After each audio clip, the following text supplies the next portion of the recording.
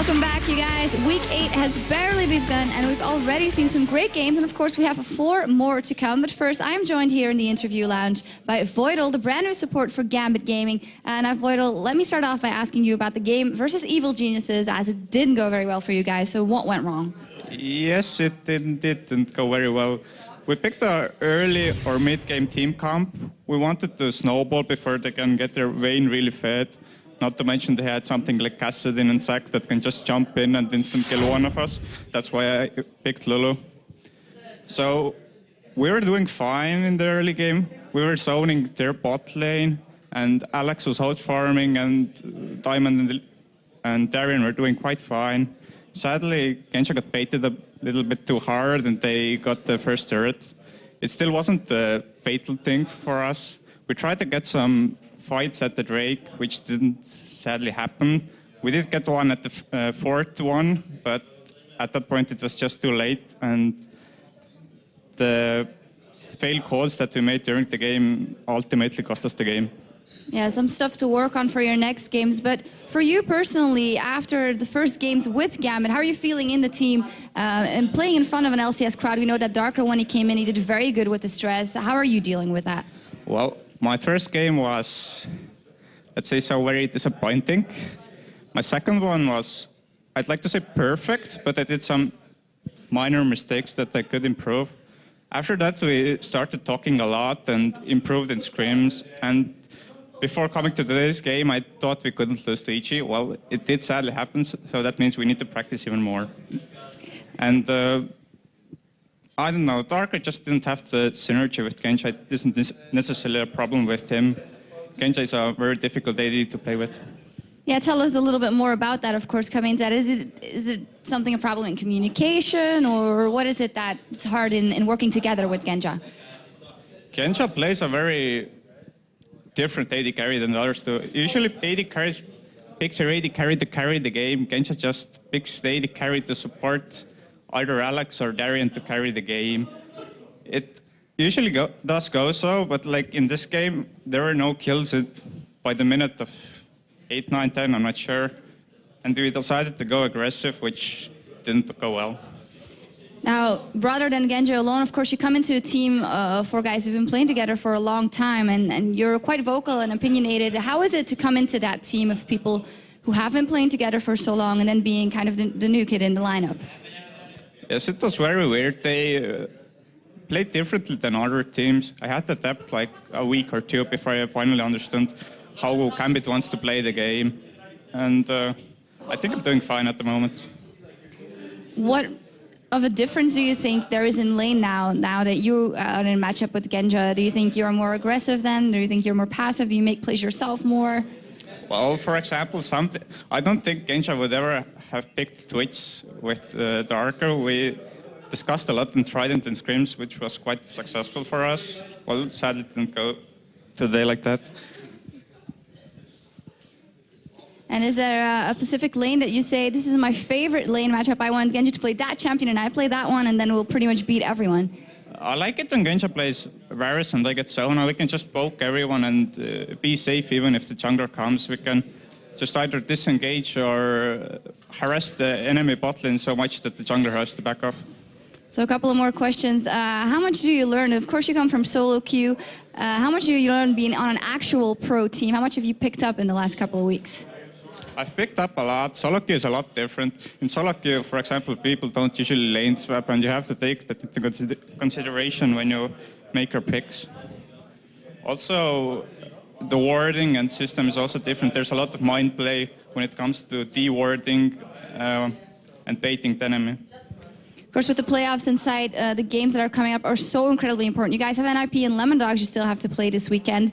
What's the main thing you have to take in account when playing those teams? We have to stay very focused because I personally think they're one of the stronger teams in the LCS. We can't afford to make mistakes like we did today. Otherwise, we're going to end up in a really bad situation when it comes to the playoffs. Absolutely. Well, thank you very much, Voidal, and good luck in your upcoming matches. And as for us, we're going to be back over to our casters, Joe and Quickshot, for our next match. Thanks a lot, Shocks. We're just about to see our third match of the day. Number 1 team takes on the number 8 team, and ironically, it's the 8th place MYM that holds a 2-0 lead over the number 1 Lemon Dogs. So let's check out the rosters for both of these teams. Then starting on the blue side with the currently leaders Lemon Dogs. There, of course, Zoro Zero in the top lane, Dexter in the jungle, Nuke Duck in the mid lane, Tabs the AD carry, and Miffy the support. And of course, for Meteor Makers, Cubon in that top lane, Mokate in the jungle, Charu in the mid lane with Makla and Lubick as your AD carry and support. So you guys have been voting for this one at home, so let's see what they think. Quick shot, I heard it's the first time that we've seen such a thing happen. This is the 21st game that the Lemon Dogs have played, and the first time they have been picked to publicly win a game with 66% of the vote. 1 in 21. I'm not sure if that's a good or a bad thing if you're a Lemon Dogs player or fan in this one. They've won many a game where they were over 90 or 80% voted against them, so we'll have to see about that one. But of course, these two teams are on complete polar opposite ends of the table right now, but we already know how quickly a team's fortune can change when they put a few good results together and the standings are really this close. Lemon Dogs, of course, need this win to put a bit of distance between themselves and the rest of the teams if they're going to feel comfortable heading into the playoffs. This is Lemon Dogs' first chance to retain the title of the Summer Split leaders against a team that they have not beaten at all in any of the previous games. Meteor Makers is one of only 2 teams that has a lead against the Lemon Dogs as far as the head-to-head record is concerned. And if they win this one, it's going to be 3-0. It's guaranteed in favor of MYM. But one thing that we really have to keep in mind in this one is that Lemon Dogs haven't faced Meteor Makers since they've added Miffy. Now, we've heard from him a lot. He's got a lot to say about a lot of things, that's for sure. And he's really brought a different level of analysis and, intelligence into their picks and bans and to how the game goes down for them. Yeah, it's definitely working out in favor of the team, just in general, when you think of the macro position. And even though Miffy has been, a tremendous help to Lemon Dogs in that regard, it's actually Tabs and Nuke Duck who've been able to just carry them to the top, for lack of a better word. Nuke Duck last week managed to pick up 13 kills, 5 assists for only 6 deaths, and Tabs, 15 to 12. I mean, those statistics are crazy good. And if both of these players continue to perform this well, they're going to be very difficult to beat as far as MYM are concerned. So Lemon Dogs, of course, have been steadily improving the entire season long, and for me, they've flown a little bit under the radar. I mean, week after week, people have picked them to lose. We've already heard about that. So this is the first time in 21 games that you guys have actually said they're going to win this one. But, if those wins keep piling up for them, it's only a matter of time before, more people start to support them and really behind the scene. Because for me, Lemon Dogs are maybe one of the more under-supported teams in the LCS that are still doing so well. They're top right now. We'll have to see how it works. Vulcan and NA had the exact same situation. They were only picked to win 1 out of 14 games. And when people started noticing them and recognizing them, they actually faltered. So we'll see if Lemon Dogs can do that. If, however, they can gain an upper hand in this match with that sort of fast push style that we've been seeing them do so often, it'll help them wrap up the game against MYM and secure their first win of the season, because MYM struggle a little early. Yeah, and I feel that could be the biggest weaknesses of Meteor Makers, If they lose too much too early on, they tend to lose any kind of grip that they had on the game. Yeah, MYM's traditionally been a team that either, completely hits a home run and picks up a victory early in the laning phase, or basically misses entirely and just it drags it out until they eventually get taken out of the game altogether. And all season long, we've been highlighting just how vitally important it is for MYM to just grab control of the game early on, because they don't play well from behind. They've been hit and miss, as we've been highlighting and talking about, and they've gone from the top of the table very early on down to the bottom. They've been hovering in that 7th, 8th place for a while, and that predictable gameplay could be a big factor that contributes to this. And if there was ever a time to pull out some new tricks, do something different, maybe not pick teleport, there aren't many more chances to try out new tricks anymore. I believe that we will be seeing a teleport come rain or shine in this game right now. So, in my opinion, that's something that we're going to see coming out. So let's have a look then at our featured matchup of today. And speaking of teleport, we've picked out both of the mid laners in this one, Nuke Duck and Charu. Now, Nuke Duck does well with assassins, really. We've seen that time and time again, both AD and AP. but his real strength lies in that ability to get around the map and make an impact in other places. Yeah, Nukeduck is a player that likes to roam a lot. Last week he played Talon for the first time that we've seen in the spring split. He went 10-3-4. And it wasn't the first time that he's pulled out this unique champion to counter his opponents. He's played Fizz to dominate lane matchups. He's played Vladimir all the way back in DreamHack that I recall to counter those all-in dive compositions. Champions like Karthus, Ari, Orianna, Jace. He can pick things that complement his own team as well. But the one thing that we do see out of him is he does trend towards counter-picking his opponent.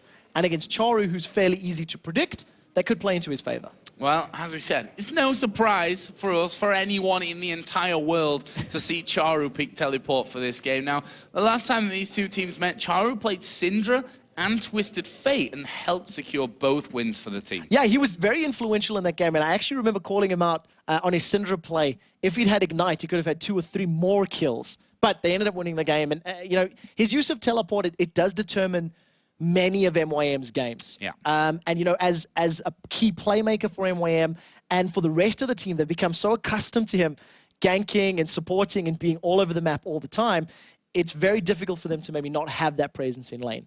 In terms of the champion pool, there are some areas where Charu overlaps with Nukeduck, and Ari is the one that I'm expecting to be very hotly contested in this game.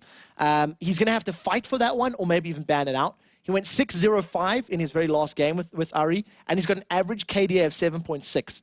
And the reason I highlight that so much, if Charu gets Ari, it could be another victory for them against the Lemon Dogs.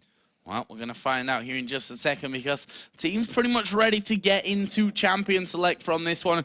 As you've mentioned, there's a lot of overlap in this, and I'm interested to see whether that'll come through first into the bans. I want to see how the support and the AD carries go as well as the mid laners. We've already talked about, you know, the likes of Ari, the likes of Twisted Fate, Orianna, things like that. But you've also got Tabs and Makla, whose most played champions are identical. Vayne, Caitlyn, and Varus. So there's combat there. Both of the supports like to play Fiddlesticks. That's going to be another high priority pick. And I wonder if Lemon Dogs may even ban out a Zyra and first pick a Fiddle against MYM, who are on the purple team. So there you see on your screens, Meet Your Makers, and looking very chirpy today, as to be honest, they always do. I don't think I've really ever seen them looking so down on themselves, to be honest. But we'll see from this. On their first ban coming out will be Zed, Ari taken away, Vayne taken away. So I guess that kind of answers our questions as to whether we're going to see those highly contested champions going out early. The question for me still remains, what does Lemon Dogs feel is a priority first pick? We know that they like to counter pick once they've seen champions being locked in, as far as Nukeduck and Zoro Zero are concerned. But I would definitely say the likes of a Sona and a Fiddle for your support, maybe first pick. Whether or not MYM feel either of those are ban-worthy, that's going to be the question now. Well, let's see. Lissandra taken out here. Obviously, Nukeduck has played that one as well as Zoro Zero as well. So Shen, that's another one removed. Don't want Kuban, don't want Makata even. He's the one that's really had that with Meet Your Makers. Played it a lot in the jungle as well as. So final ban here for Meet Your Makers coming down. Will they leave the likes of that Twisted Fate open? They're going to ban Elise first of all. Dexter has played a mean Elise. Let's not forget that one in the jungle. And talking about Dexter as well, Dexter and Makata also share a lot of junglers. Nautilus has been a fan for both of them. Jarvan has been a fan for both of them. So Lemon Dogs favoring the jungle pick, denying that from Makata, who has played it already twice this season, and also securing that one for Dexter. So let's have a look on the other side then. Meet Your Makers. And Kuban here, who's got the most animate eyebrows out of any player. I've noticed this over the weeks.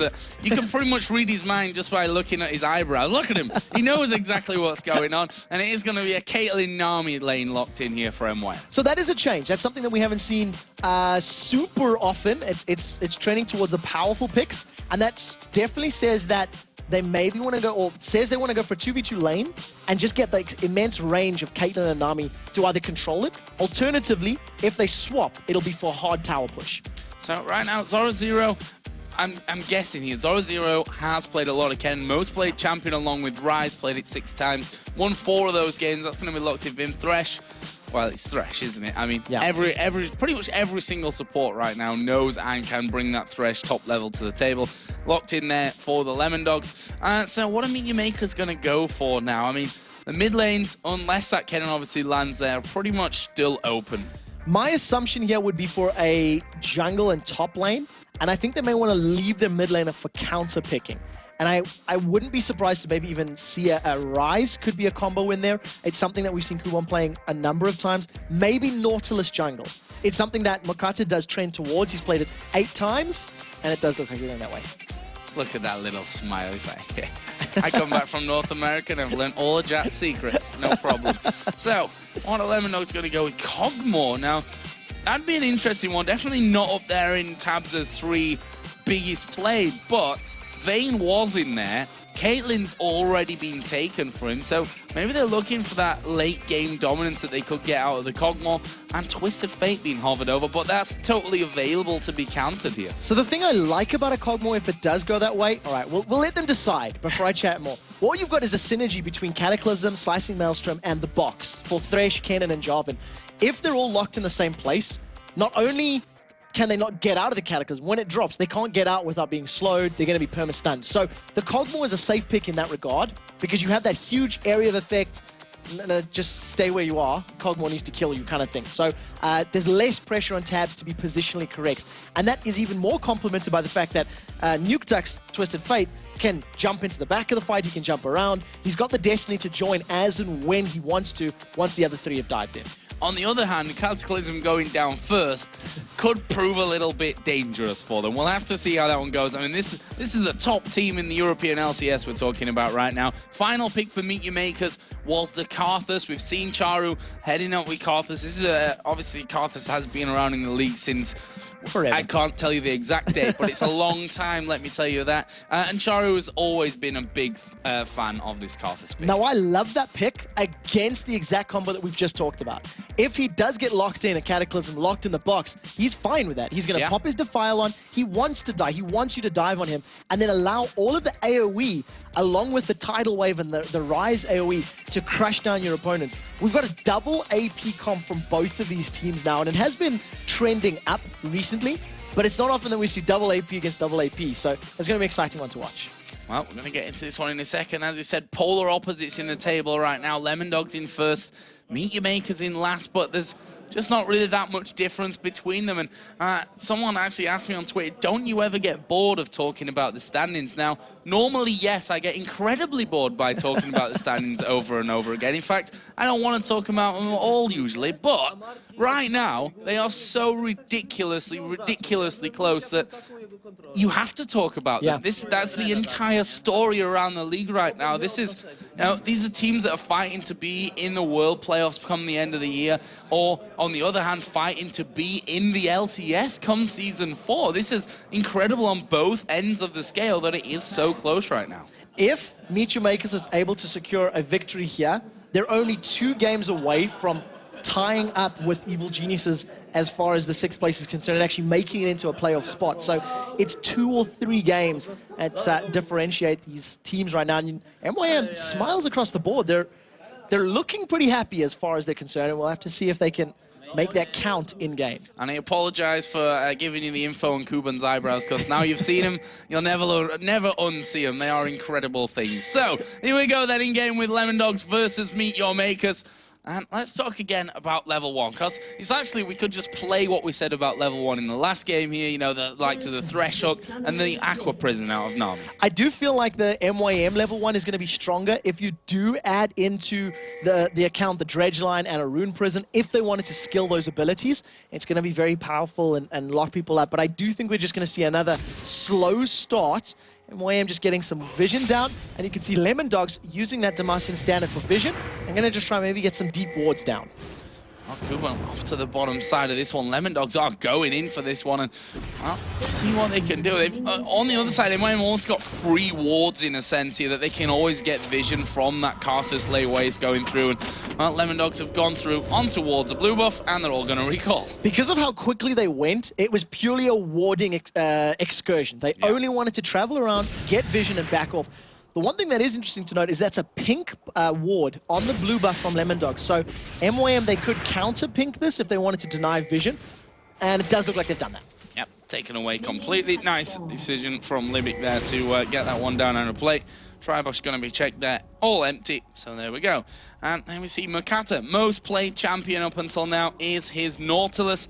This will be his 9th time, won 3 games with it up until now. That could, of course, be 4 by the end of this one. So let's have a look at some early lane switches possibly coming in from this one. We see Cogmore and Thresh on the top side of the map here for Lemondogs, looking like they go top against Rise. So what we do see is that MYM, they did want to, have that straight-up matchup of the 2v2. The low-level advantage that Tidecaller's Blessing plus Caitlyn offers is so powerful against a Cogmore with no natural escapes. And Cog really needs some levels in that Bioarcane Barrage before he's able to chunk you down and maybe pick up some kills. It does look like that Lemondogs, because they've got such great vision of on the bottom half of the map, they see Makata moving and they're going to steal the red buff. And Makata going straight over to the red here, already predicting that this one would go down as it has. Thanks to being a lot quicker in there, thanks to the help of Mithy to get things going. And that will be the end of that one. Makata's going to be taking that one away. And finally, he does see Libby coming in there saying, guys, I could probably do with a little bit of help getting this one down. And that's exactly what will happen. So this little level 3 3-man tower dive is something that we do see from time to time, but it has fallen off in favor recently. You can see that Tabs is pushing the wave as quickly as possible. Dexter not wasting time. He's at least picking up the double golems. As you can see, Makata stealing away the Wraith Camp. I want to see whether or not Dexter's brave enough to make this dive under the tower. Well, I'm not sure about that one. I mean, the thing is, as we said before the game, Mithy has come into this team and become like the brain of the team almost. So it wouldn't surprise me to see something pre-calculated like this one as Kuban actually comes in. Dexter stops the recall, goes off onto him. So Kuban's at least going to be denied experience and farm from this lane right now. But Meteor Maker's doing the same, as we are going to see the exhaust going on to Zoro.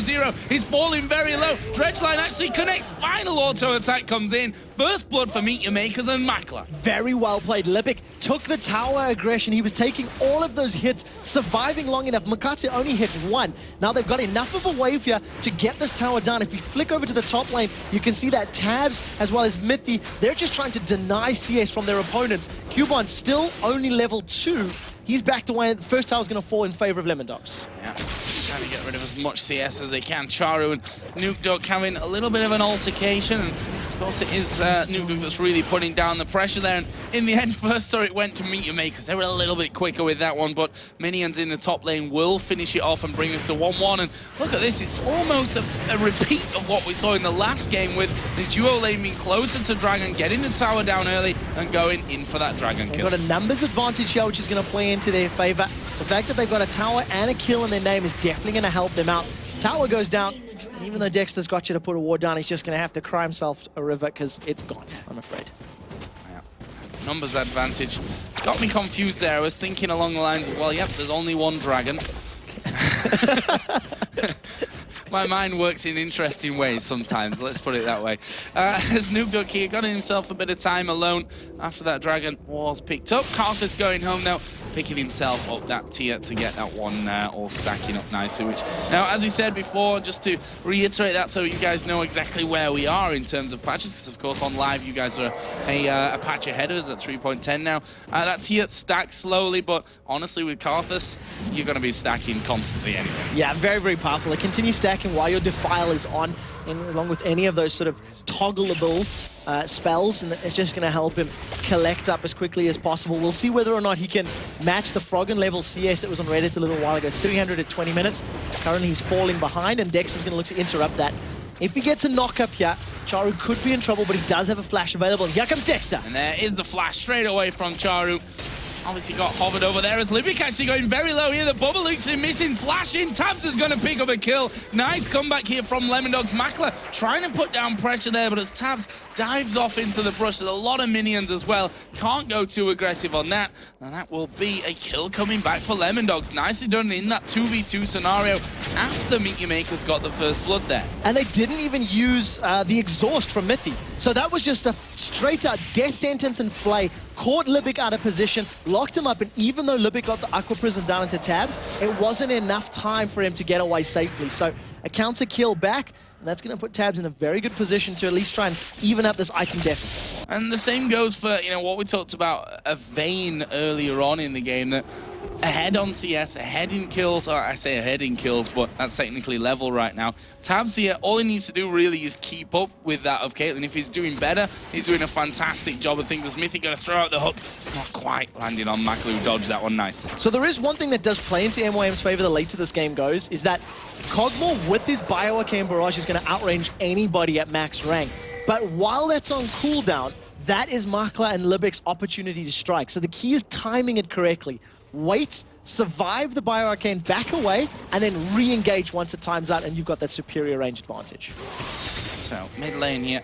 Let's take a little bit of a look at that one. As once again, Charu actually forced to back away. I say forced to back away. He's actually pretty full HP right now, so he just wanted to get in there, get himself another Doran's Blade. Doran's Boots, of course. And Doran's Boots? Doran's Ring. So it's because he bought boots at the same time. Come on, leave me alone. Doran's Boots picked up by Charu. In 3.10, you can only buy one pair of boots. So I think that's maybe where your mind was, thinking that way. We do see with that kill in advantage of Lemondogs, even though they're a dragon down, they're only 400 gold behind. In general, they're a little bit ahead as far as CS, and that Twisted Fate passive is definitely playing into their favor. Remember, the loaded dice change has not come into effect in this game. So globally, everybody's getting that +2 gold.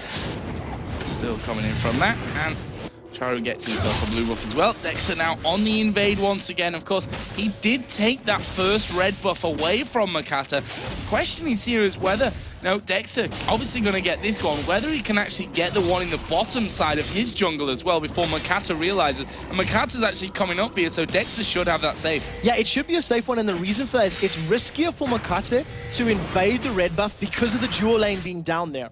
Dexter, with only a 1v1 or maybe even a 2v2 if the mid lane and top lane has come to play, it was a safer play or safer steal for him.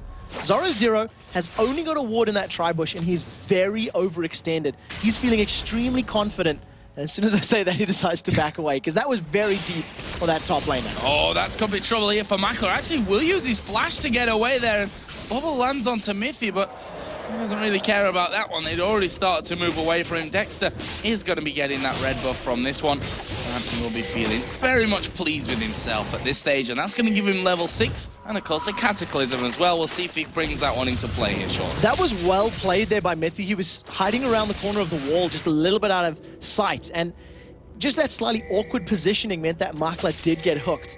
Flash is not available for Charu, and with that Cataclysm available, if Dexter decides to go in to gank that mid lane, it could actually result in a kill for him. Okay, so actually did start to come up there to have a look, and Charu says, nope, gonna farm under my turret and head back towards my race and let Twisted Fate push out that lane, because I do not want to get caught in that. Meteor Maker's also replying by bringing the AD carry and support up to this middle lane.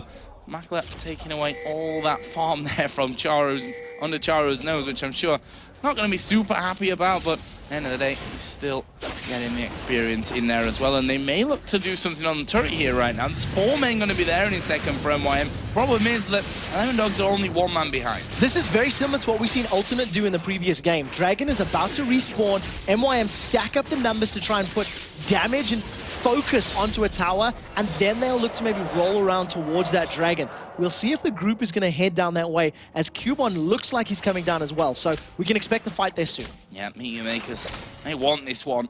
We saw them getting it early, but will Lemondogs let this one go? That's the question that we're going to see from this. Pink ward's down. Makata just trundling on through the back side of the jungle here. They've got a pink ward in the tri-bush as well, so they can clear out on that front.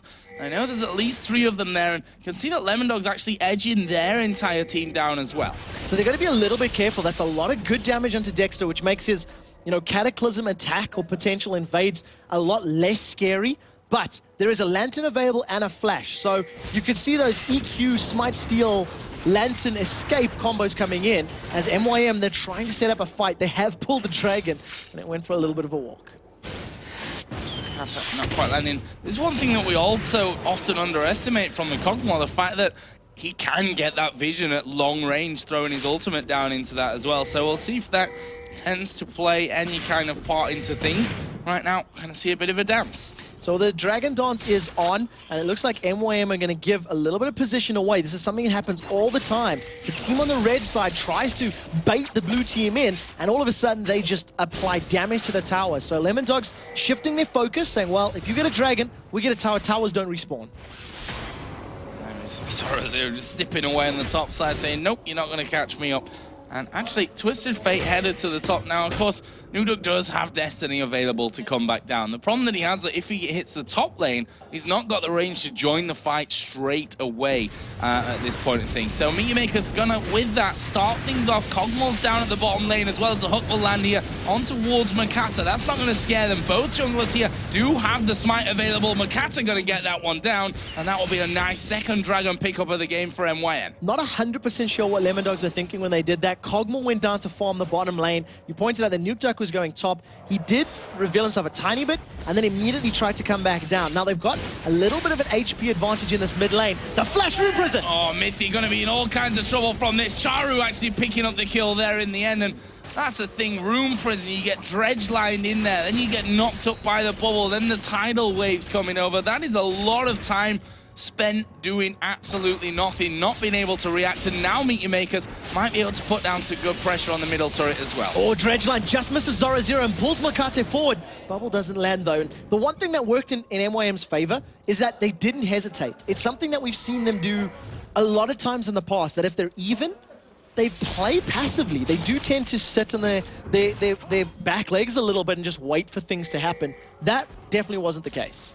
No, really, I mean, it was a flash engage there as well coming out from Kubon, so going even more aggressive than we're possibly expecting them to come out. And not sure what it is about Meteormakers that Lemon Dogs have so struggled with. I mean, we talked about it before, this whole getting early control over things, and MYM are doing a decent job of that so far. They've taken down that one turret in the bottom lane, they've taken both dragons away up until now. So, you know, in terms of a plan that Meteormakers will have had coming into this one, I think they're pretty much on course at this stage. Yeah, they're doing very, very well, and they've got a team that scales fantastically as well. Yeah. Ryze and Karthus are just going to get more terrifying the longer this game goes, and yeah, maybe Caitlyn's not going to be able to quite deal the same amount of DPS that a Cogmol will. She's going to have higher sustained range, which makes her safer against a Cataclysm, against a Kennen throwing himself in there with Slicing Maelstrom. So that's going to definitely play into their favor as long as they don't get caught out. That's the key.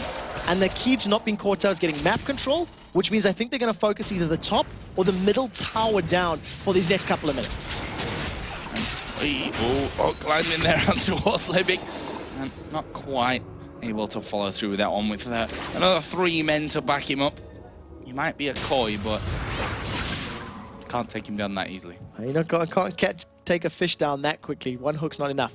We do see that the Charu's down the bottom lane with that Requiem available. He's probably going to be trying to either counter the split push or maintain a presence in the team fight with the use of that global ultimate. So I think that's a smart decision from them. He's actually decided to back away, farm up that raid camp, and he's doing pretty well. The numbers are actually very close across the board, with the exception of Kubon, who is a little bit behind his opponent Zoro Zero. Nice Lebic. Wants to stamp his ward authority on this game there, just sticking down that second pink ward, as we should say, in the middle lane, just to make sure that they got full, complete vision control of the area where both turrets are up anyway, and the minions are still streaming in. Slightly strange for me to really go for that one at this point of things, but whatever. How am I to question what Libic's thinking from this? Another hook comes out, Dredge like almost connecting there on towards Mythy as well. And one thing that we didn't really touch on here, as I wanted to before the last fight came in, is, you know, the whole counter engage. We talked about Lemon Dogs as complete pilot on, go in there composition, but on Meteormaker's side, you know, you've got the depth charge from Makata, which is in a line going to knock people up. You've got that tidal wave coming straight out of there with the bubble as well. You've got Ryze, who's able to lock one down, as we'll see Destiny pop to your Nukeduck, I think, just trying to get out of any harm's reach. Nukeduck got very afraid there. As soon as Kubon was approaching him so confidently, Nukeduck thought there was more people coming in, so he was prepping that Destiny, trying to get away, you know, waiting for the Rune Prison, and then going to time the ability afterwards. Nevertheless, the cooldown is down. They get the slow onto tabs. manages to get the lantern away. And you can see MYM, they're still keeping up this focus in the mid lane. If Charu's caught. Oh, he is caught here as we are going to see him flash. Actually caught inside of the Cataclysm. He's going to go down from that one. A great pull in from Lemondogs, and that's what they're going to be relying on to get things started off here, is to just single out that one target and just dive on top of him before they get to that real powerful stage where it's literally all pile on.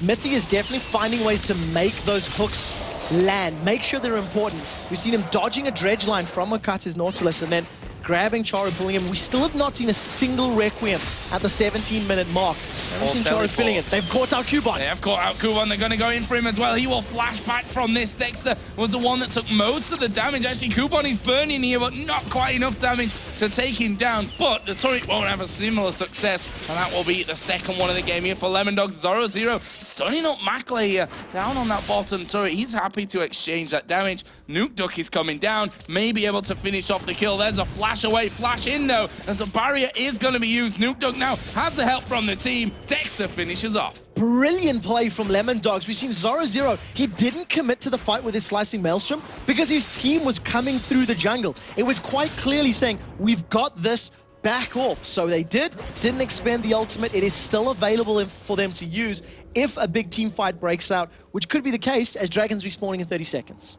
Man, how much is that going to affect Meet Your Makers here? We talked about how much they love that control and how that they seem to lose the grasp of the game once they don't have that anymore. And with those 3 outer turrets down, that could be a problem for them. But 16 seconds to that Dragon spawning. They are in position. Pink wards are down. Caitlyn a little bit far away from this one. At the same time, we've got Kennen down right in the bottom lane. Twisted Fate right up top. So the one thing that does play in their favor is that Charu on Karthus shreds single targets very, very quickly. Those little skittles that keep dropping deal a lot of damage. Dragon has just spawned and dropped it down to half already. Caitlyn is in range and Destiny is available for Nuke Duck in a couple seconds time. We might see a steal from Dexter. Well, he tried to get in there, but Makata bang on the mark there with that smite as Mithy caught by the wall of pain, but they hook in Charu once again. Are they going to go for it? Yes, they are. Death Charge comes out. There's Cataclysm down. He will flash away as there is the Requiem. First time in the game that we've seen it come in, and Charu actually managing to get Dexter there right at the very end. That'll be a 1-for-1 plus the Dragon as well. MYM will be happy there. Yeah, overall trade that definitely trends in favor of MYM, just getting that additional gold. They also secure their blue buff on the way out, and because Lemondogs were dropped so low from that fight, they don't want to keep attacking in this mid lane, so they're able to defend the tower as well. It was a questionable engage, and MYM got caught. It was the second time Charu's been hooked there by Mithy. He really needs to be a little bit more aware of his positioning to avoid that from continuing to happen. Well, his first time Requiem, you can correct me if I'm wrong, I don't think we've seen a teleport now at all. Maybe one that was used earlier to get him back into lane, but I don't even think that was the case. It's certainly not made that much of an impact with him as well, but he has in the past gone this way as well and just used it in that late game stage to be really making an impact. But we'll have to see if he can actually really do that with the Karthus. Yeah, and he did the exact same thing against Lemondogs when he was playing Syndra. He held onto his teleport. Now, admittedly, he was winning his lane against Nuke Duck pretty convincingly, and he just didn't need it or didn't use it at all. I think he used it to move into lane once throughout the course of the game. And it's just that Charu needs to get more deep wards. So you can see there's some in and around the red buff area of Lemondogs. And if there is more vision on the Lemondogs side, that's when the opportunities to teleport in from behind, combo it with their solo laners, can work in their favor. There's that next red buff going down. Only the first one, and I say the first one really, that was of course Makata stealing away the red buff from the other side. It's the single one that they've managed to pick up in this game until this 20-minute mark that we've actually hit here. Still super close though in terms of the gold, thanks to those Dragons. Yeah, a couple of wards difference. That's what separates these two teams right now. And I think that MYM are going to now stack and start pushing the top lane. The way that they continue to focus the mid lane tower for the last sort of 5 or so minutes, I think they want to try and get that last outer tower down in the top lane and then start to take some more map control down. So we'll see if they can put themselves in a position when they're not being forced back by the Lemondog stack. Well, MYM with the Oracle on Libic, just trying to get that vision back there, as mentioned earlier on. So see what happens with that one. Charu actually, he probably had a bit of a heart attack there when he saw them coming around the corner for him, and then just realized, all right, there's only 2 of them. They're not going for me just yet. They're just doing their general rounds at this point by the looks of it. Nuduk is just waiting at this stage, so whether he's going to be thinking about getting in there with Destiny or just waiting for that wave to push back his way and get a bit of extra gold before he goes on remains to be seen. I think Nukeduk's going to be sticking to the split push strat. He's picked up a Lich Bane first, which is going to allow him to move faster, clear waves a little quicker, more importantly, put more damage to towers. And the fact that Charu's got teleport up and has been spending so much time in this bottom lane solo, I also think that's part of the reasoning for that. Keep control of Karthus. Both of you have got this sort of teleport global presence, and you can see the rest of MYM feeling like they weren't under pressure. They tried to get some positional in that top lane. Yeah, well, look at Lemondogs here, very aggressive, actually going towards this middle turret now. We are going to see Destiny coming out there on towards Charu. Let's get hit there by the Wall of Pain, but the rest of Lemondogs are in there. That turret already down to half HP. Meteor Makers have to fight or lose. So they do manage to...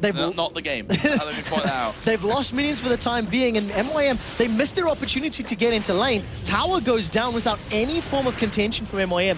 They tried to take a tower in the top lane, backed off, ended up losing a tower in reply, and this is going to make them play more defensively and much slower, as we've seen them do all season long. And look at that, Twisted Fate again down towards this bottom side. MYM starting to close in a little bit further. They're gonna try and hook on to someone like Zoro0, who they just continue to back away from it. And now 4 men from MYM in middle. Difference this time around is that Lemondogs have at least 3, with a 4th coming into that mid lane to stop the next turret going down. And we'll see if Libby can get the on-hit slow onto Zoro0. He does have his flash though, and that was a massive chunk onto Libic. This is now all of a sudden put the pressure on them to back off. Bubble gets sidestepped. Lemondogs may want to pick a fight here. Libic going so low from pretty much nothing that he could have done anything about there. Everything really stacking up nicely for the Lemondogs. Charu has now finally pushed that bottom lane back past the halfway point, and surprisingly enough, Nukeduk's going straight back down there to push it back in. They're going to be doing that the entire time, and I wonder if MYM are going to put the brakes on until an Aegis of the Legion is picked up. The magic damage that's going to be coming down from Kennen, Twisted Fates, and Kog'Maw is going to be very difficult to deal with, and because there's an Aegis in Dexter's back pocket to help mitigate that magic damage from the Rise and the Karthus combo on MYM, I feel like that's probably going to be their focus for the time being. Get that universal MR up, and then look to pick a fight. So a bit of a slower period in this game, as well, since we are so close, and since both of these teams need a win technically, even though they're at opposite ends of the table, it's, as I said, very strange right now to talk about the whole standings thing and what have you. Then it's no real surprise that we're seeing things being a little slower in pretty much all the games that we've had up until now today. And it started off certainly very slow and then started to move forward a little quicker. We do have Dragon coming up here in just a little while, and Meteor Maker's actually not in position for this one this time around. Middy was thinking about that. He's got an Oracle Zone. He gets locked up in place, and here goes MYM. Yeah, taking a lot of damage through from that one, but look at this. Teleport actually is now coming down from Charu. Libic again takes a lot of damage, flashes away from Kog'Maw's ultimate, but Lemondog's not done with this one just yet. There is a Cataclysm coming in. Zoro0 off to the side, and there is the kill for Dexter. Wow, Requiem coming down here just to push them away. Actually, Thresh was very, very low. I didn't quite see where he was low from that one. Oh, he was actually back. He was actually back in score. He was actually back on the fountain there. So that's why I didn't see him. He'd already backed off and gone back to base. But either way, Lemondogs going to get himself a dragon. So Crazy. That's definitely something Lemondogs will be happy about at the end of the day. Destiny gets used. Gold card catches Cubone. Yeah, going in onto him, but have they got the damage? Zoro0 coming around the side as well, but they've already got underneath the tower, but they may be able to have a tower away here. 25 minutes on the clock. I don't think we've seen a single slicing maelstrom from Kennen. That threat is ever present, and you can see MYM, they're afraid of it. A lot of damage has gone down onto the tower, and they don't want to pick a fight because Kennen can still just throw on that ultimate and shred through people's HP bars. Yeah, and the thing is, while Zoro0's flash stays up as well, even if Cataclysm, traps him away from getting that full-on combo down, could always flash in there and really make the big impact that he's going for. Also working himself up towards that Zhonya's Hourglass as well. Already got the Seeker's Arm Guard in there, as is Nukeduck as well on Twisted Fate. On the other side, Rod of Ages for both Rise and Karthus, and a Void Staff now done for Charu. Yeah, so a little bit different in terms of build. We do tend to see those Void Staffs a little later on in the builds, but when you consider that You've got the magic resistance on Zoro0. He's gone for that Abyssal Scepter. The Runic Bulwark is already completed for Lemon so that aura is going to be there for everybody. I think that's a very intelligent pickup for Charu to give a nice big spike to his damage in this mid-game period. They're a little bit slower to get up to that Runic Bulwark, which both teams unsurprisingly going to have here since we have double AP combo on both sides of things. Mithy right now, with the help of Dexter, just clearing out some wards. And it's interesting if you look at the minimap now and compare it to, say, 5 minutes ago, so how that's changed as Nukeduck here taking a whole load of damage just from the lay waste there. Almost being taken out by Charu, who's going to back away. Got no Requiem to finish things off, but he's going to at least force Nukeduck to back. And very importantly, Charu realizes he can't chase a Lichbane Twisted Fate. The movement speed difference is too big, so once that Wall of Pain slow had worn off, Charu immediately backs away. That also makes Nukeduck very wary now. So the next time they're going to be split pushing 1v1, Nukeduck will be less inclined to pick a fight. Lemon Dogs, however, they've got a numbers advantage in the mid lane, and they might get a couple of auto attacks on the tower before falling back. Yeah, look at that. That's a decision-making again coming out for Lemon Dogs. You see Charu and Kubon in that top lane there, and they say, well, they're up there. Let's move back from this one. No teleport on. Zoro0 has got minions with him in his bottom lane, and he's not quite going to be able to take it down, but doing decent damage to it. And that inner turret down there is definitely not healthy. Lemon Dogs pinging it. They're going to go for it. Lemon Dogs have got the full 5-man team in this bottom lane. If a hook lands, you could expect him to tower dive. They've got a lot of good damage that can go down. You see them backing away. It's actually MYM that commits. Yeah, Charu going in there, and look at that Cataclysm holding him in place. We do see Requiem coming out. That'll get a kill on towards Nukeduck, but the rest of the team able to walk off. You're 1-for-1, both mid laners going down. So it does play into into Lemon Dog's favor because they managed to get their tower so extremely low. It's down to 42 hit points. So a warm breath of air is just going to knock that one over the next time either of those lanes split push. But what you do see is they're trying to use this Kog'Maw as bait. Dexter and Mithy hanging around the side. If the death sentence lands, someone's going to be in trouble. If they step up for just a second, there's no vision for Lemon Dogs there. So if you manage to back away, that's a tiny bit late. Yeah. A little bit. Just a tiny bit, though. I mean, as you said, no vision of it, so well, it's easy for us to say when we can see everything. Say, oh my god, why don't you just throw it in there a little bit earlier, you know, as if you can read minds and stuff, but not quite the case here today. So let's have a look at the overall picture, because we're almost approaching that 30-minute mark. 6-5 in kills, 4-2 in turrets, both in favor of Lemon Dogs. The gold reflecting that as well, but it's only a 1,500 difference. Okay, so it's 1,500 gold difference. And that's actually pretty good for MYM, considering there's a Twisted Fate for Lemon Dogs. And the fact that Lemon Dogs have been pushing the lanes and pushing the map so successfully, they basically dictated where and when MYM can go. They've now picked a fight in Charu. Yeah, there is a wall of pain coming down. Charu down to, well, pretty much nothing here at this stage. Tab's going to finish off from the back, and there is the absolute terror that is Destiny coming in. Follow up quickly from Lemon Dogs. Their focus is Baron. What I was trying to get to was that they're going to push these lanes. They've had impunity anywhere they go on the map. And I think they're going to set up vision control and then try to contest Baron. They've got Libbing. Oh, Libbing hooked in the flay, actually flashed away from there, but Slicing Maelstrom comes down. He's caught in the bubble, but the damage coming in there. Can they finish him off? Great tidal wave comes out, and they've up till now been able to walk from this. There's a stun though on Makata. He puts down his ultimate as well. And there's a blast from behind from Kog'Maw of Libic. And Makata somehow walk away, but they're walking away from the Baron, and that could be the telltale sign. And they managed to land the Cataclysm insta-flash from Kubon as he gets away, but the flash is now down. So that tells him for the next couple minutes, if Dexter wants to slam dunk again, the opportunity is there. Rinse and repeat. Lemon Dogs will set up wards, clear the vision, and do that again in the next couple of minutes. So, wards down. We seen any? Oh, we have seen a couple of items coming out here. Phantom Dancer Infinity Edge is now done for Macklers. Caitlyn on the other side, Blade of the Ruin King, plus what is now a Phantom Dancer as well, and needs to see the Large Rod added in for Zoro0's Kennen. So he's so very close to what could be an all-important Zhonya's Hourglass. The biggest thing that separates these two AD carries is the lifesteal. Makla's only running 4% from his Runes and Masteries, and he's got no itemization as far as lifesteal is concerned. Whereas Kog'Maw has got 21%. So if any of these fights get drawn out or extended, it's going to be Tabs that's in the power position because he'll sustain through some of that damage as long as Kubon and Charu are not directly on top of him, bursting him down. And they've caught Makate. They got the hook, but is that the target they want? Dexter actually going in there, and he's going to have to get out of this one. Uses the lantern for the quick escape. Not quite what they were expecting there, Lemon Dogs, I think, when they threw that thresh hook down. Yeah, a little bit of miscommunication. You could see that once Mithy landed, he backed away, and Dexter thought, hey, that's great, I'll go in. Realized he didn't have Cataclysm and needed to back off. MYM are shredding the Dragon down quickly. It gets stolen by Living Artillery. Yeah, brilliantly done there. And are they going to be able to follow in? Mithy caught. He puts a box down to stop Makers pushing through from that one. Lemon Dogs, looks like they want to go straight towards this middle lane now. So they're going to be able to make this one work for them if they do. However, Dexter's not with them, so they'll back off. That was 180 damage from Living Artillery. That beat out Makate's smite.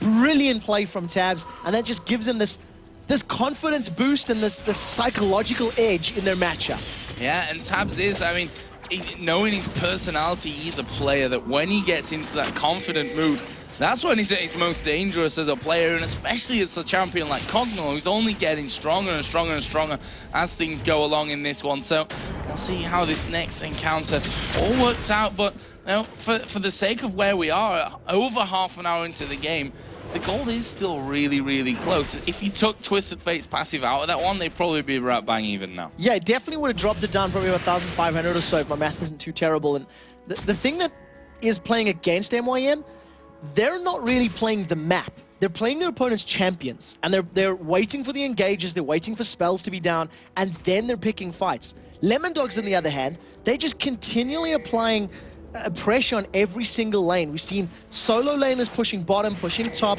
They've been warding, they've used Baron as bait, and in general, Lemon Dogs just seem to be setting the tempo. If Mithy gets a good hook, this is an all-in from Lemon Dogs. Well, that's what they were looking for as he gets hit there. With that lay waste, he decides to back off. Wall of Pain coming down. Nuke says, no, thank you. I'm just going to get away from this. Actually flashing away there from Kuba, but they're still going to go in. Makata going very low. There's a Cataclysm coming down. Tidal Wave comes around the side. Lemon Dogs, are they going in or are they going out? They're not really decided by the looks of it. Half in, half out. They finished off another one, though, and that will be a 2-for-1. And Destiny's coming down now as well from Nuke. He pulls out the stun card. They're going to try and close in. There's the Caitlyn trap, which I'm not sure really, or the second one, wanted to stand on from that one, but they've got the kills and they might be able to put some pressure in that mid lane now. So an exit kill into Libic at least sets Lemon Dogs up for the team fight win, 1v2. They're tanking up the tower, but if Zoro Zero goes low, Requiem is still available, and you can see he realized that and said, well, I don't want to be tanking that for too long.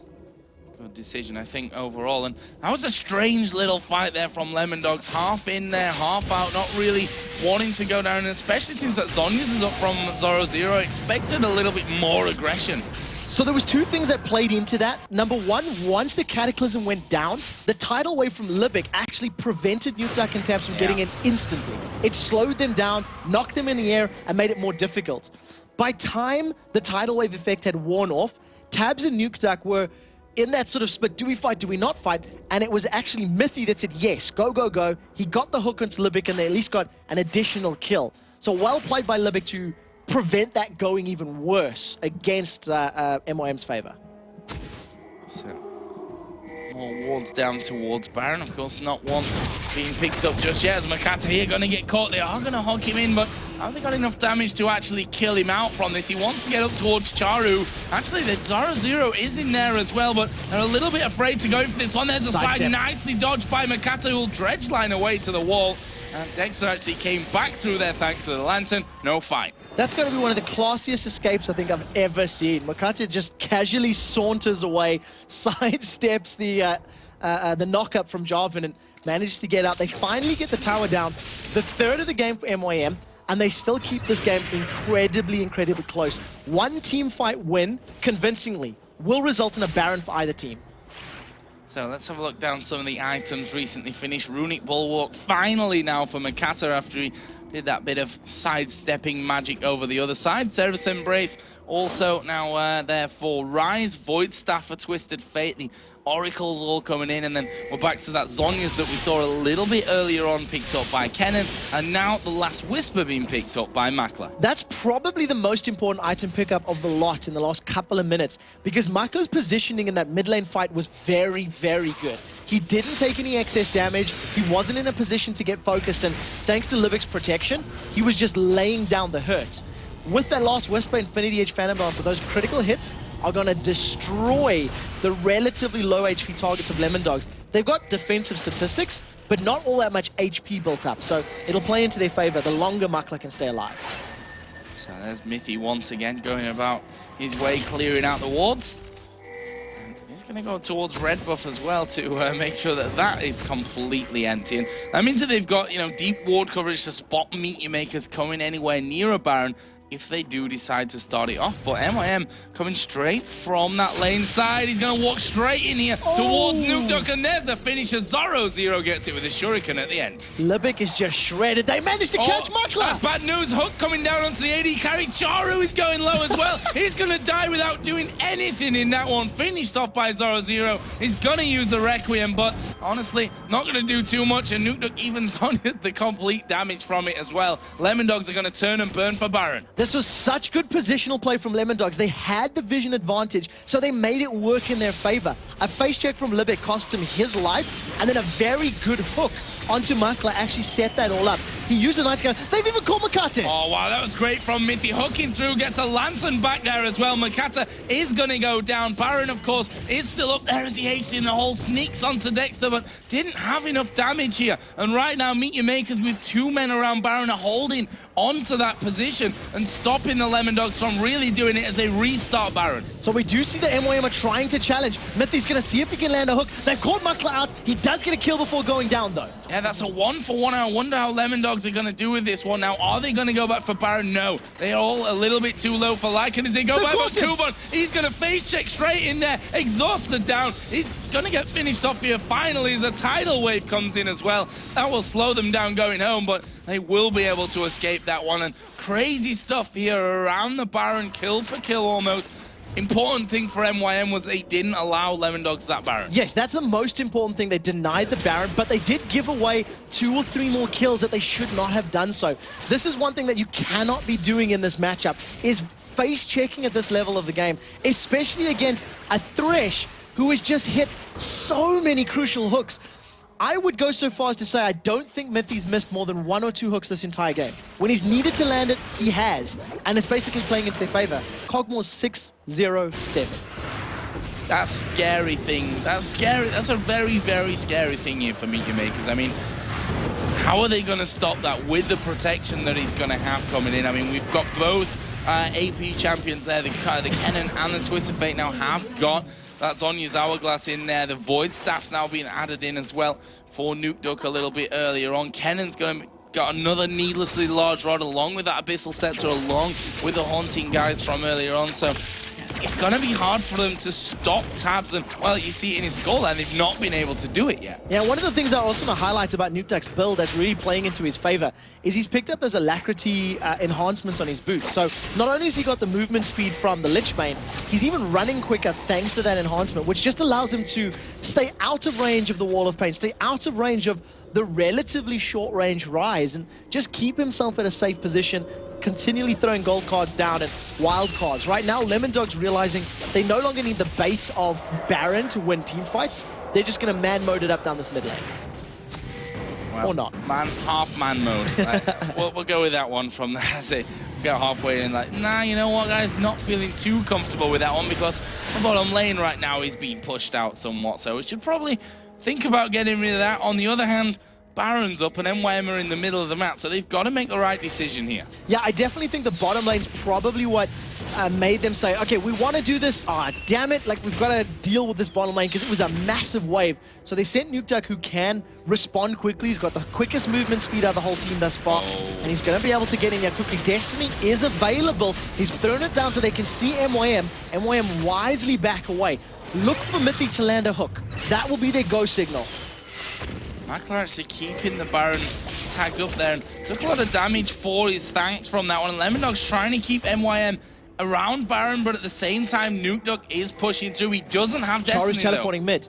So Charu just teleported. He's got home guard boots on. Behind He's them. coming in behind Cogmore. And there we go, Ultimate coming in, and look at Lemon Dogs, they're having to run towards Meet Your Maker's base as a tidal wave comes around. There's a 3-man cataclysm coming in as Charu is now very low. He's going to be finished off as Limit goes down. Zoro going to be using the Zhonya's. He will die as the Requiem comes down. Nukeduck managing to Zhonya's the entire damage from that one, but they're completely outpositioned here. Ace in the hole goes through. Nukeduck takes that one, and Meet Your Makers have defended it. So well played by Meet Your Makers. They used the teleport probably for the first effective time this game. Charu using that home guard movement speed boost to come in behind. They got a 2-for-2 trade, but they did lose the inhibitor turret. So good play from Nukeduck to get enough damage down to take that out. And it just means that if Lemon Dogs make the same play again, it'll be an inhibitor that gets taken down for them. So we go back to a more passive, let's get everything out of the jungle, see what we can buy up for the next time that we're going to dance around by that Baron. And we see a Rabadon's Death Cap for Kennen, Spirit of the Spectral Wraith as well for Rise. Now that is a massive pickup. Cubon's Rise, he's got his Spirit Visage completed, Magic Resist plus bonus from regenerative effects. You've then got the Spirit of the Spectral Wraith, which is going to give him Spell Vamp. On top of the Spell Vamp he gains from his ultimate, which means as long as he's continually casting spells, he's going to be practically unkillable in these team fights. So that means the onus is on Cubon to be in a good position to make these fights work for MYM. Positioning certainly is going to be a massive thing coming in. And is Baron going to get started off? Yes, it is. Tab starts hammering away on that one. Meet Your Makers don't have Charu anywhere near, and he's got no teleport. He used that in that last fight. That could be the key thing from this one. It's a 5v4 as Smithy gets the hook into one. Makata gets hit there by Dex, who's going to want to make sure that Baron is keep going down. Yeah, 2,700 it's on. Kubon getting caught from this one. Lemon Dogs, though, back away, and they've held it up here long enough, Meet Your Makers, and the Baron didn't reset. No, here comes Destiny, it's in. There's a massive fight. Here we go, Dexter right into the middle of them. Tabs is going to get hit by the depth charge, but Makata has fallen very low. He's still alive, though, somehow. Dredge line his way away from that one. Charu right on the top of them as well. Where is the Requiem? It's not off cooldown. There is Ace in the hole going through. Zoro tanks that one up for Tabs, and that will be, in the end, a big brawl, but only a 2-for-1. 2-for-1 fight, which MYM came out ahead. Again, this is going to give them a lot of confidence, and Libic is the man of the match as far as that fight is concerned. His tidal wave completely reset Lemon Dog's engagement,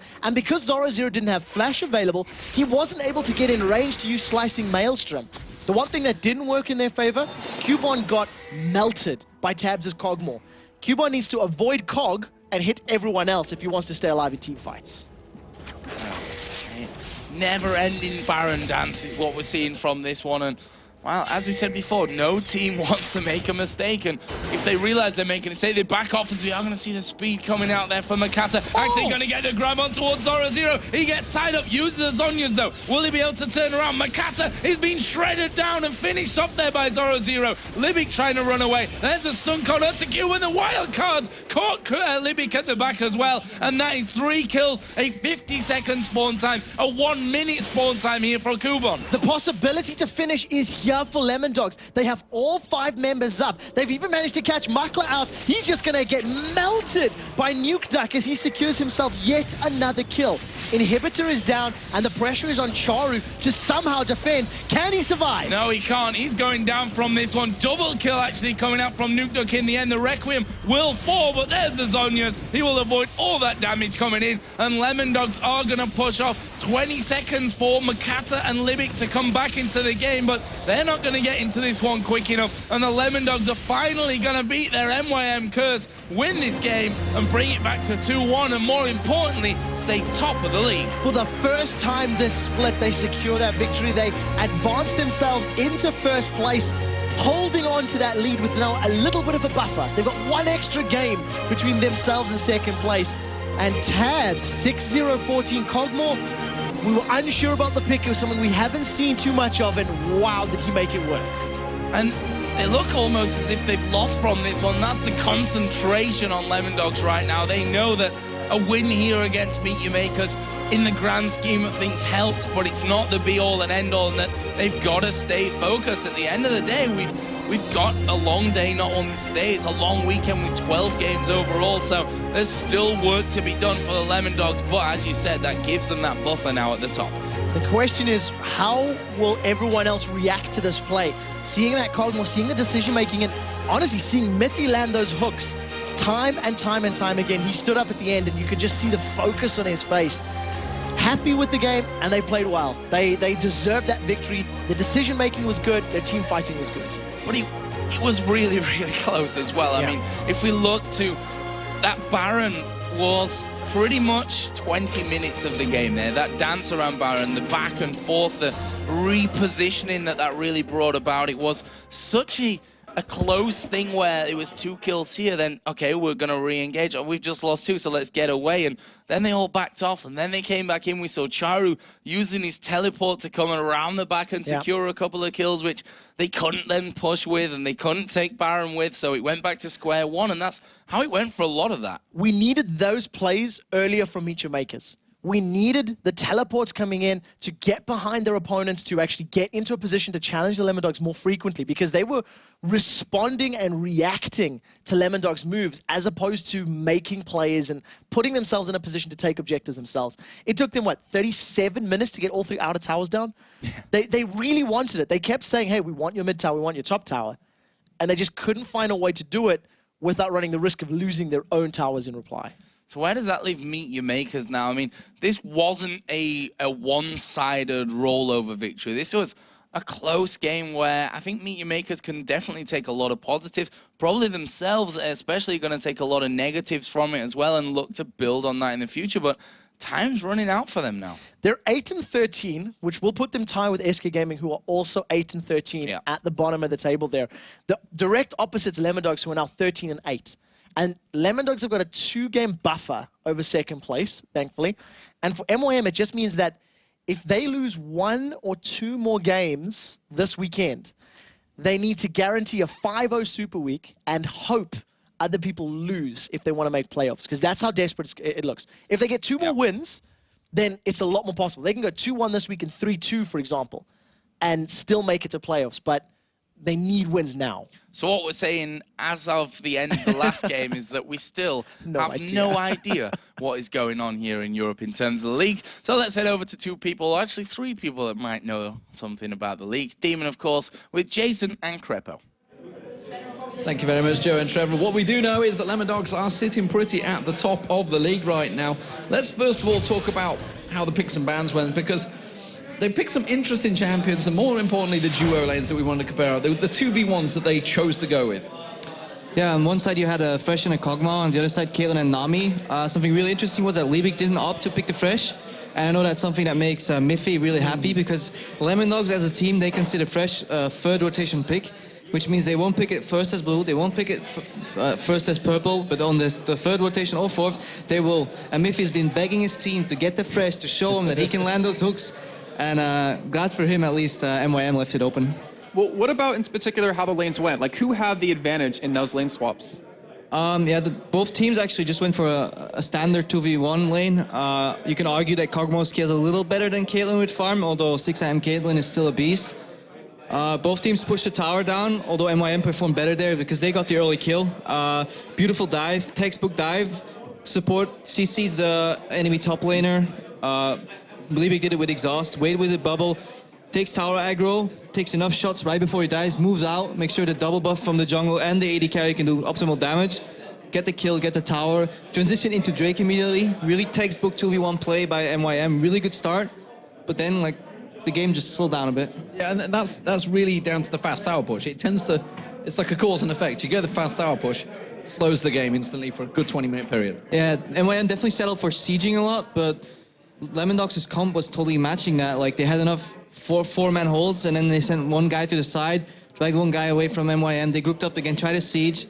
Both teams were fishing for kills. It all depended on who had the deadliest catch, but sometimes it was Lemon Dogs, sometimes it was MYM, but nothing really happened until a Drake spawned. Then MYM got it. Then another Drake spawned. MYM got it again. And then at one point, Tap stole one with his living artillery, but it was really, really a stalemate in mid-game. And how do compositions work for both these teams? Because obviously we had different lineups. Who had the strong composition, you know, early game, mid game, team fight? How did it go? I think both teams had a lot of catch. One side you have Fresh Hook, then you have Nautilus. I mean, both teams could win a team fight. It all depends who catches who. And at the start, it was whoever catches wins out. But in the late game, whoever caught somebody actually got turned around. You saw it catch one, but no, there's Carter's comes a wall in your face, defiles. I think what Lemondogs is really well is when you play against the Carters, you try to CC him, kill him, and then jump out, disengage, because you let the Requiem hit, and then see if you're healthy enough to fight or not. And they did that really well. Especially late game, they played it really well. They disengaged, caught another one again, and then the final push, they just caught 3 people in rapid succession, and they pushed it home. And it seemed to me that when Charu was getting caught, the rest of the team need to turn on to and help him out, basically effectively get in there, or you just leave him. How do you guys stand with that? Yeah, either you decide Cartus is a lost cause, let him die, and hopefully go 1-for-1 with Requiem. I think a few occasions MYM could have actually turned around. When Cartus gets caught, if he can get a wall up right before he dies, does a few lay wastes and then channels Requiem when he's dead, and your team is constantly hitting on the guys running away that are trying to disengage, you can still win the team fights. It's split judgment calls. I think both teams did some things well, other stuff not as well, but I like the control Lemondogs had in his entire game. For the majority of mid to late game, they control the pace of the game. And while we're watching that, we're you said, is this like watching an EG game? I wondered. I mean, the Baron fight, it's something we've seen so often. It's it's an objective that, something you can't afford to let go, but it's also an objective that sometimes you just lose a game fighting over it. Yeah, it's whenever you watch it from outside, you're like, oh, that guy's face checking. Why would he do that? Yeah. Then again, why wouldn't he do that? He risked his life, possibly going 1-for-1.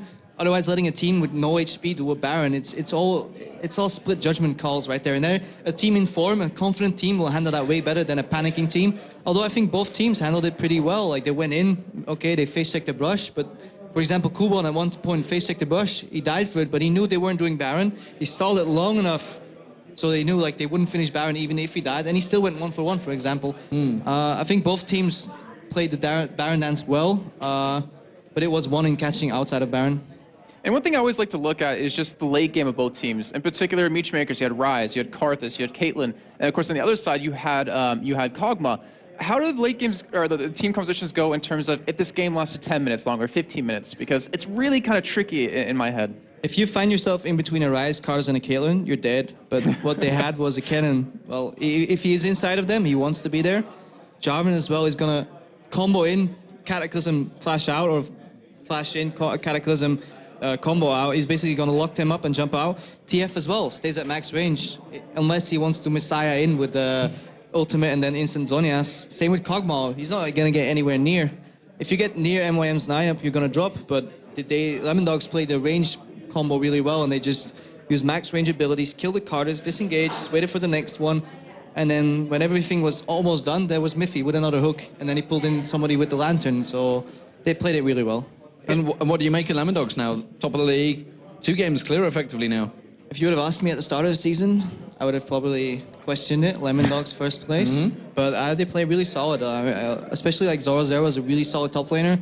Plays a lot of the same champions, but in scrims, is not afraid of picking them early. He's a really confident player. Doesn't care if he picks his Ryze, his Lissandra, his Kennen, he picks them early, he doesn't care. He's face me, 1v2, 2v1, I'll take you on, and I'll go into the mid game with it. So yeah, they're playing really confident. And what's making them so strong? Because obviously you have 8 weeks to look at them now. Is it just because they're adapting strategies throughout the weeks, or they just haven't really been figured out just yet by other teams? They play their lanes really well. I think they want to win their lanes and then snowball that into the mid and late game.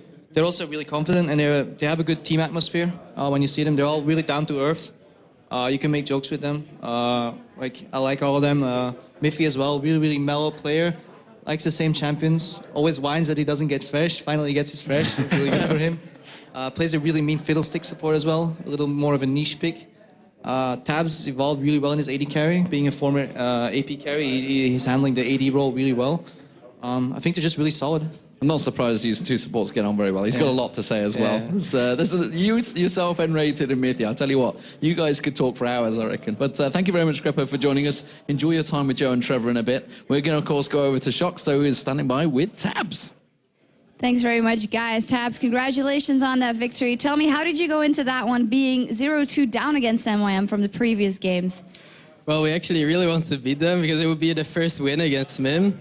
And this time we actually prepared quite a lot against them. We figured out how to beat them, and we went into it really confident. So, When you say we figured out how to beat them, what was that strategy then? well, we basically, it was like, don't feed early, just don't die to the TP ganks, and if we survive through the early game, we have a really high chance of winning with our comp. So about those picks and bans, is there anything in their picks that surprised you particularly? Well, we expected Charu to go for TF a little bit earlier, but he decided to pick Karthus in the end, so we could pick up that TF. That was very important for us, actually. And the way we wanted to just deal with that Karthus is because we wanted to just team fight and pick them off. And once we kill Karthus, we just want to back out, let his passive die out, and then re-engage. You were able to pick him off a couple of times, and despite MYM having a pretty strong early game, you guys kept picking off people in fight, but there was this little... You didn't seem to be 100% secure as it is that you could finish it out. So what were your thoughts about that one? Well, yeah, we were quite behind early after our lane swap. Like, our solo laner got killed, and that set us back quite a bit. And especially against their combo, Rise Karthus, it was a very strong late game. But luckily, our Kog'Maw managed to get pretty fed, like really farmed, so we could deal with those two champions really well later in the game. Well, strong victory for you guys here and very important in scale of what's coming. But tell me, why is it that your team seemed to be the team, one of the only teams that is very consistent now for the last couple of weeks when a lot of teams seem to be struggling to find that consistency? Well, I think it's because we practice a lot. Like we practice 8 hours a day, usually, and the other time we just play solo queue. I don't think we really have any weak link on our team right now that like drags the team down. So everyone does their part, and we consistently win because of that. All right, thank you very much, Tabs.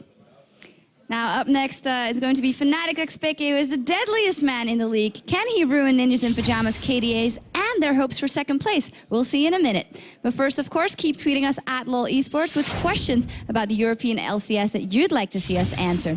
And if yours is one of the 5 answers we read on the air, you'll win a Logitech G400 as a gaming mouse. Just make sure you follow us and use the LCS hashtag.